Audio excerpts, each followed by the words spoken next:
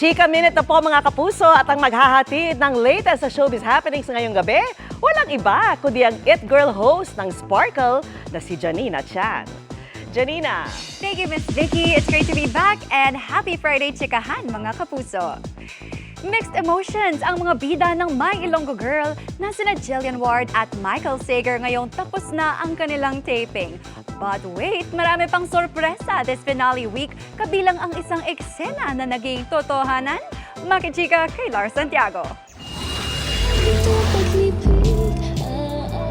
Matagal na kitang mahal. Down to its last few episodes na ang My Ilonggo Girl. Pero ang mismong taping nito, nag-wrap na. Panay ang pasasalamat ni Jillian Ward at Michael Sager sa pagtatapos ng kanilang shoot. At masaya sa tagumpay ng serye na sinuportahan ng viewers gaya ng makikita sa ratings. Hindi namin makakalimutan kasi ako po personally sobrang nag-enjoy ako making this project. Coming from a show na drama po talaga at na-enjoy ko yung pagiging funny ng characters, na rom-com siya. Somehow nalulungkot talaga ako kasi yung attachment ko with the show, with the prod, with my castmates. And of course with Jill, hinanamnam ko and chine-cherish ko na yung mga moments namin sa set. Pero napakarami pang mangyayari sa kwento ng My Ilonggo Girl sa susunod na linggo. Inaabangan kung mabubunyag ba ang pagpapanggap ni Venice na siya ang nawawalang anak ni Sir Gov. And if yes, sino ang di inaasahang magbibisto?